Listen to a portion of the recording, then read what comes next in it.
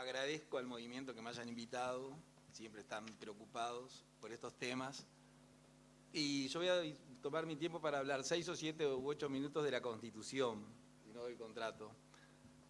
Y después hablar un poquito del contrato, porque creo que aprovecho cada vez que tengo oportunidad para compartir con los amigos que nos acompañan esta inquietud que a mí me preocupa mucho y que es un tema que pienso fundamental. Cuando le preguntaron a Rousseau por qué en lugar de escribir sobre política no se dedicaba a ella, Rousseau contestó, como todo lo que hacía él brillante, él decía, es un campo demasiado vasto para mi cansada vista, ¿no? Siempre fijada en objetos más próximos. Y analizar el contrato de UPM y Uruguay en 10, 20 minutos es un campo demasiado vasto.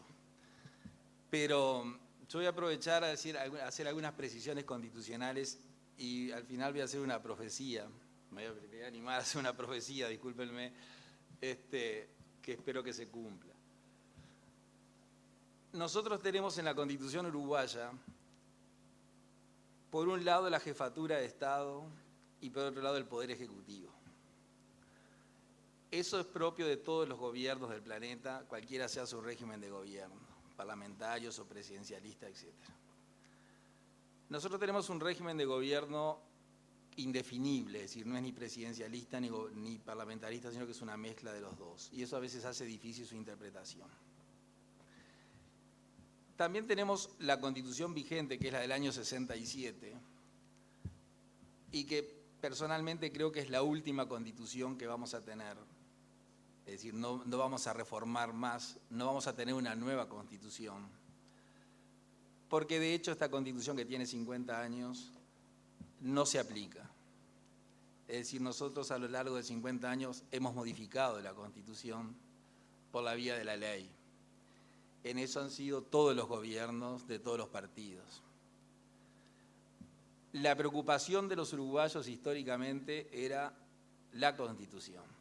Esto parece un tema menor, pero tiene que ver con este contrato. Dense cuenta ustedes que tal vez, yo ya le he dicho a esto, el tema más importante, aunque no lo veamos después del fútbol, claro, ¿no? Lamentablemente, para el uruguayo es la Constitución. Nuestra calle, la calle principal de esta ciudad es 18 de julio. La fecha que todos recuerdan así rápidamente, si preguntamos una fecha histórica, es 18 de julio, que es la fecha de la primera Constitución. El monumento más importante que tenemos en Montevideo es el Obelisco, que es a los constituyentes de 1830. Después tenemos un barrio dedicado a los constituyentes, una cosa curiosa, que es Pocitos. Todas las calles de Pocitos son los constituyentes del 30. El Uruguay, para festejar los 100 años de la Constitución, organiza un campeonato mundial de fútbol. Una cosa increíble. El primer mundial no era para jugar al fútbol, era para conmemorar la primera Constitución de 1830. Y el centenario, el Estadio Centenario, es en virtud de la primera Constitución del 30. Cuando Uruguay sale campeón por última vez, y ya definitiva, creo, en Brasil, el 16 de julio del 50, el gobierno en la época hace venir la delegación el 18 de julio. No para festejar la Copa del Mundo, sino la Constitución. Y así le puedo seguir poniendo otros ejemplos, como que hay una calle constituyente, otra calle constitución, etc.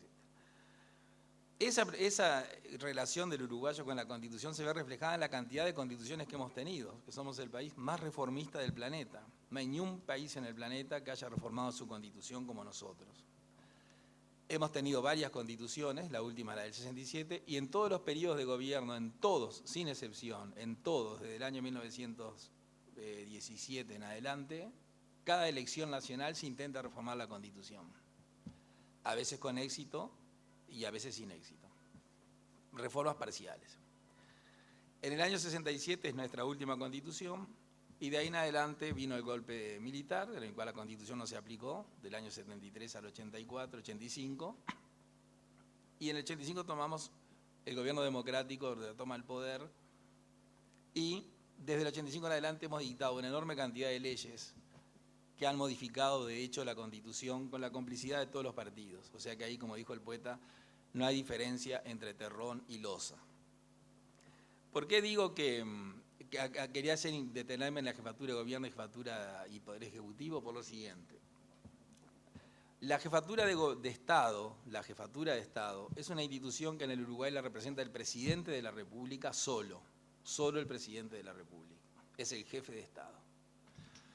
Y la jefatura de gobierno, mire que esto no es una clase constitucional, pero después voy a terminar el contrato, por eso es una introducción un poco larga, pero la jefatura de gobierno la tiene el Poder Ejecutivo, que es el presidente y los ministros. Así está plasmado en nuestra Constitución. El jefe de Estado es el presidente de la República y el jefe de gobierno es el presidente y los ministros es el Poder Ejecutivo. ¿Qué competencias le dio el constituyente al presidente de la República? Al presidente solo, al jefe de Estado. Casi ninguna.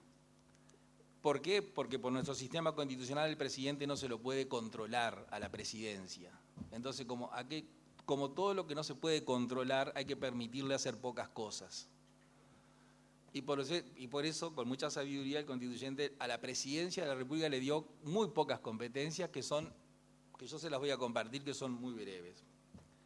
La representación del Estado en el extranjero, nombrar a los ministros, convocar al Consejo de Ministros, designar al secretario y prosecretario que firmaron este contrato y designa al director de la OPP. Eso es lo que puede hacer la presidencia de la República según la Constitución. Solo eso.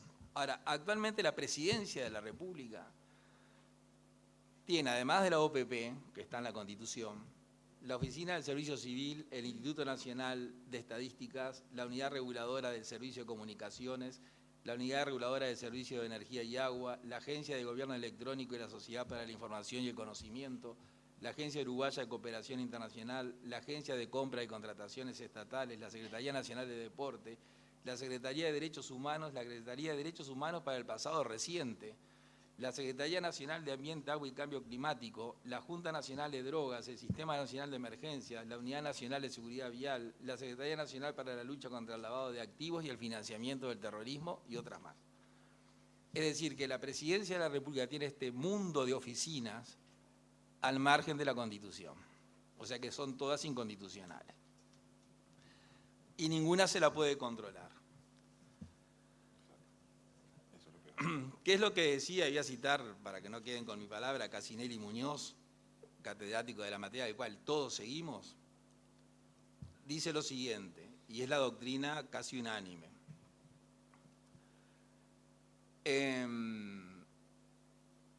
La presidencia de la República, la competencia de la presidencia de la República no puede ampliarse ni por ley ni por reglamento. Es decir, que es imposible que se le dé competencia a la presidencia de la República. Se le dieron todas estas, en todos estos años, en violación directa con la Constitución y con la complicidad de todos los partidos, ¿no? O sea, acá no hay ningún partido que pueda decir yo no fui. El Poder Ejecutivo es el presidente de la República y los ministros. Las competencias del Poder Ejecutivo están dadas a texto expreso en la Constitución. Nosotros nos hemos acostumbrado a que por vía legislativa se desconozca la Constitución y por lo tanto ya no es necesario reformarla, porque ya hablamos de la Constitución del 67 con todas estas competencias que en realidad la Constitución no le da a los gobiernos. Y por eso el derecho constitucional ha buscado una de las palabras tal vez más desagradables del diccionario para referirse a cuando una persona se aparta de la Constitución, y es la palabra violación. ¿No? Pues podría decir, no respeta la Constitución, no la cumple. Sin embargo, el vocablo violación, que es un vocablo que nos choca, es tremendo. Bueno, cuando se desconoce la Constitución, se viola la Constitución, que es un mensaje. Pero hay como una aceptación tácita que eso es así. Entonces, lamentablemente, lo digo con pena, esta generación de uruguayos, a pesar de ese pasado constitucional que tenemos, no tiene esa relación con la Constitución que tenían las generaciones anteriores, que para no violar la Constitución la reformaban, y por eso tuvimos tantas constituciones. Ahora Han pasado 50 años, las últimas reformas han sido, las que nos crean derechos han sido por iniciativa popular, y las que tienen que ver con el sistema político han sido a propuesta de los partidos políticos. Y el uruguayo tiene tanta conciencia de la Constitución que en el año 94 se propuso una reforma constitucional que apoyaron los 9 candidatos a la presidencia, que en aquella época no había candidato único. O sea, los 9 candidatos le pidieron a sus electores que aprobaran la reforma, y la reforma fracasó. Es decir, el cuerpo electoral votó en contra, lo que habla de la conciencia constitucional del elector. Pero, lamentablemente, ¿qué es lo que ha hecho nuestro sistema político? Ha gobernado desconociendo en este aspecto de la Constitución. ¿Por qué hago esta introducción? Porque la pregunta es cuál es el fundamento legal y constitucional para el otorgamiento de los contratos. Y en realidad, con esta introducción, yo no puedo sostener que haya un fundamento legal, porque todos los partidos apoyan la inversión de UPM. Yo he sentido todos los dirigentes que dicen, yo hubiera hecho otro contrato, pero bienvenida a la inversión.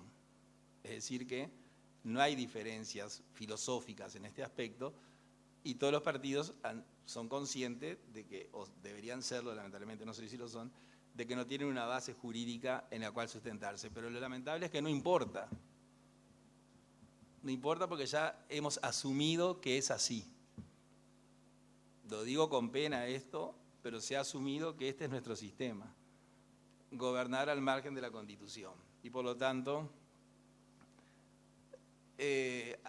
hay una aceptación tácita de que así continuaremos. Y por eso es una profecía, la primera profecía es que no tendremos más reforma constitucional, lo que es triste. Pero la segunda es positiva. Con respecto al marco legal de este contrato, según el propio contrato lo dice, se funda en la ley de inversiones, que es la ley 16.906, y en un decreto que el doctor lo citó, que es el decreto reglamentario de esa ley. Si uno lee la ley de inversiones, la ley lo único que le permite al Estado uruguayo es exonerar de impuestos. O sea que partiendo de la base que se hubiera aplicado la ley le permite al Estado, como dice, que en virtud de una cantidad de argumentos que no voy a desarrollar, el Estado podrá exonerar de impuestos a determinadas inversiones para que se establezcan.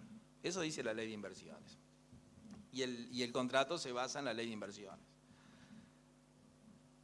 Después el decreto que citó el doctor Viana reglamenta esa ley de inversiones y dice qué es lo que se puede hacer o cómo se lleva adelante esa ley de inversiones. Y lo que hace es crear determinadas oficinas que son los que van a tratar con los inversores, etcétera, que el doctor también habló de ellas y que no se cumplió.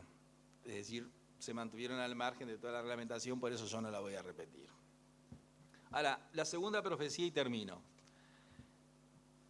El contrato no se va a firmar. Que quede, ya que el doctor Viana dice que este es un día histórico, bueno, que quede como fecha histórica.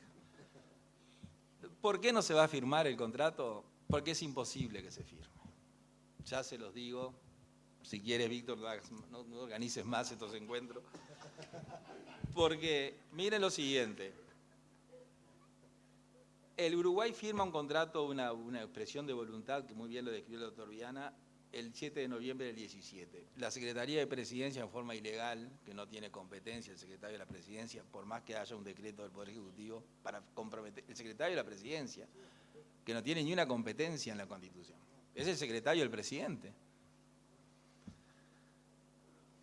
Firma el contrato. Pero miren lo que el contrato, y voy a tomar los últimos 2 minutos que me dan. El contrato lo que dice, por eso digo yo que quedémonos tranquilos, que nunca se va a firmar. Esto es una especie de expresión de deseo. Si esto se cumple, el contrato se firma. Pero ¿cuándo se firma? Dentro de 5 años, que es el plazo que se le ha dado al Uruguay para cumplir esto. Que va a haber otro gobierno incluso, aunque sea del mismo partido. El contrato dice que con este contrato se busca definir acciones de desarrollo, infraestructura y otros prerequisitos que son requeridos para apoyar una posible inversión en una planta de celulosa. Eso dice el contrato de texto expreso, lo estoy leyendo. Es decir, que lo que dice es, de pronto hay una inversión. Es decir, que no es seguro que se haga. Y yo auguro que no se va a hacer. Luego dice, el logro del progreso significativo en la implementación de las iniciativas de infraestructura es críticamente importante para la decisión final de la inversión. En caso que éstas sean desarrolladas conforme al cronograma acordado y otros asuntos pendientes, se tomará en consideración la instalación de la planta. Es decir, que por más que Uruguay haga todos los deberes, no se va, luego la empresa va a resolver si se instala o no. Uruguay, ¿cuáles son los deberes? La exoneración total de impuestos, que eso estaría previsto en la ley, en una ley que para mí es discutible en el sentido de que, por lo que dije anteriormente, el Estado uruguayo tiene un vicio de legitimidad al irse apartando de la Constitución y estar en un régimen de gobierno que es inconstitucional, cualquiera sea el partido que gobierne. ¿Cuáles son las obligaciones?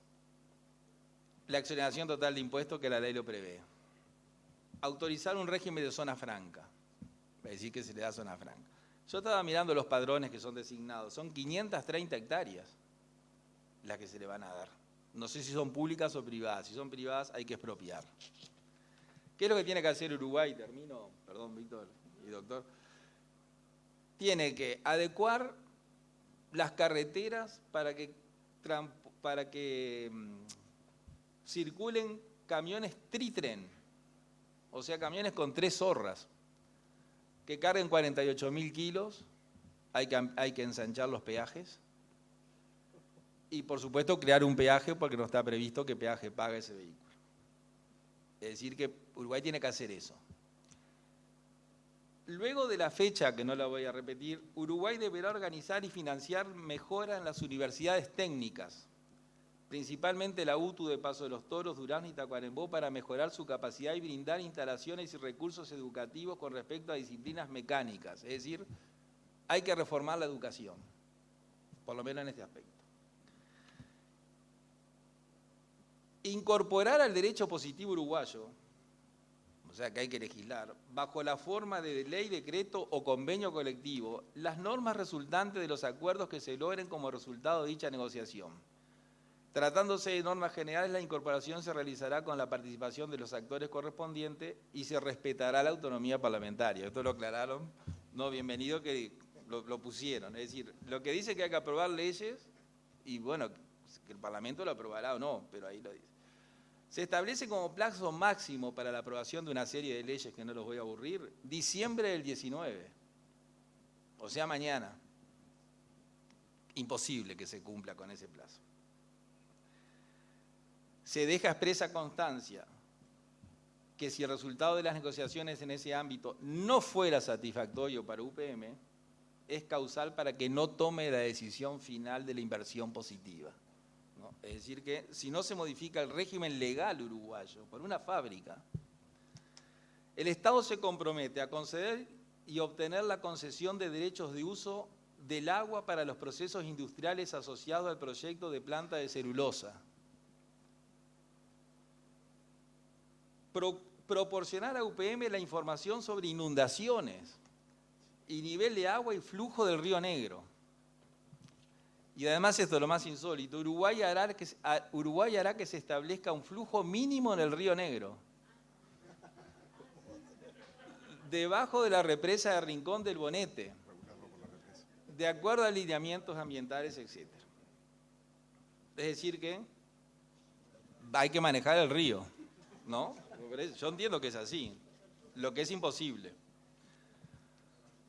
¿Qué otra cosa hay que hacer antes del 2020?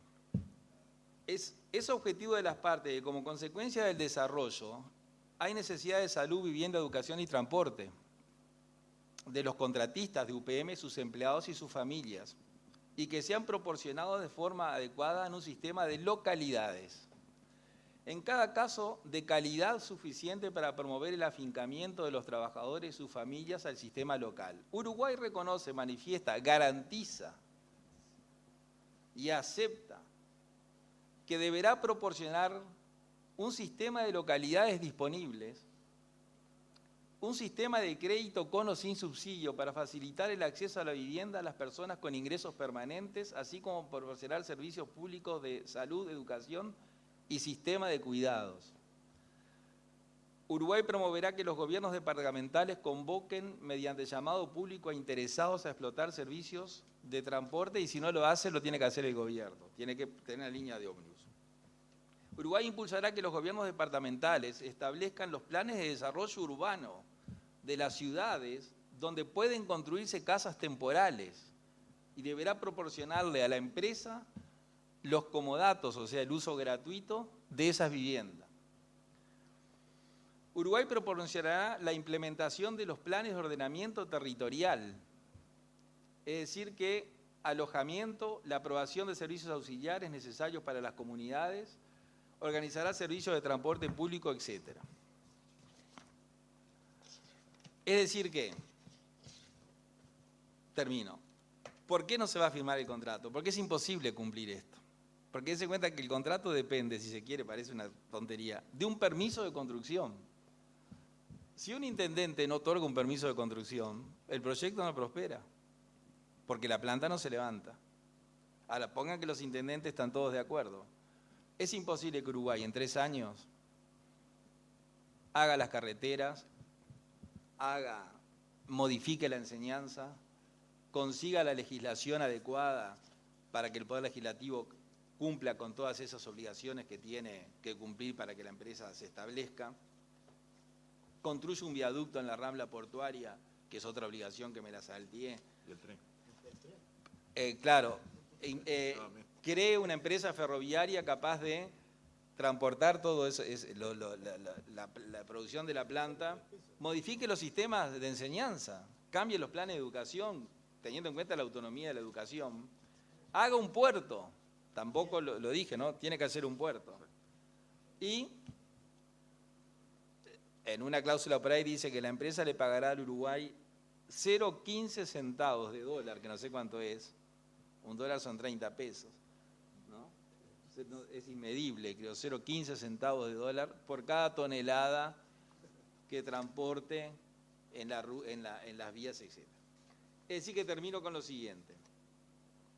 Es imposible que Uruguay cumpla con todas esas condiciones, porque se cuenta que estamos para hacer una calle, ¿no? Para ensanchar un puente estamos un año, porque somos así. Ustedes se imaginan hacer toda esa estructura, un puerto, trenes, modificar los planes de enseñanza, hacer localidades, crear ciudades, hacer leyes que modifiquen el ordenamiento territorial, asegurar el cauce del Río Negro, ¿no? Pues una cosa, parece un chiste. Yo cuando leí esto digo, pero esto ¿quién lo hizo? Ahora, es imposible, o sea, por toda buena voluntad que se ponga, es imposible. Lo que sí quiero dejar claro es que todos los partidos acompañan el proyecto. Es decir, que aquí nadie, ¿no?, puede decir, yo no participo. Dicen que hubiera hecho otra cosa, pero todos están de acuerdo. Y termino con esto, disculpen la demora, pero reivindicando el papel de la Constitución, porque lamentablemente, con eso que dije al principio, que es muy deprimente, que es cierto, pero nosotros seguimos de nuestro insignificante papel, claro está, en la Facultad de Derecho, tratando de promover el conocimiento de la Constitución, ¿no? Que es algo que todo el mundo, como yo siempre, todo el mundo cita la Constitución, ¿no? Sí, la Constitución, pero al final nadie la lee. Ahora en la conversación que teníamos acá, el coronel Latorre le decía el librito, bueno, pero Latorre era Latorre, no creo que le importara la Constitución, pero nosotros sí. El profesor Arco Ferrán, que fue catedrático nuestro en la década del 30 y falleció, estaba retirado de la docencia y cuando se anunciaba que Terry iba a dar el golpe de Estado, volvió a la facultad y dio unas clases que fueron las últimas. Y habló del concepto de nación, que es un tema, no vamos a hablar acá, no interesa. Pero en esa clase célebre de Arco Ferrán, en el cual definió el concepto de nación y que la soberanía radica en la nación, y ahí viene todo un desarrollo posterior, él terminaba diciendo que todo lo que sea, si fuera a hacer en el Uruguay de ahí en adelante, debía hacerse bajo el paso, aunque sea aburrido y cansino y a veces tedioso, porque a veces es tedioso, de la Constitución. Porque la Constitución es lo que permite las garantías, es decir, lo que nos da seguridad. Uno nunca puede saber si esto es bueno o malo, porque lo que es bueno para algunos es malo para el otro. Es decir, que eso es personal. Pero sin embargo, si se hace de acuerdo a la Constitución, nosotros tenemos garantías. Y eso es lo que no se ha hecho, o se ha hecho en forma parcial, para no ser tan agresivo, que no pretendo serlo, desde el año 85 en adelante. Y con estos contratos pasa esto, y con otros más. Es decir, lo damos por hecho, no hay información, como que no interesa, se habla de la inversión, de los números, el PBI, etcétera, y se deja de lado lo sustancial, que es hacer las cosas de acuerdo a lo que el derecho permite. Muchas gracias.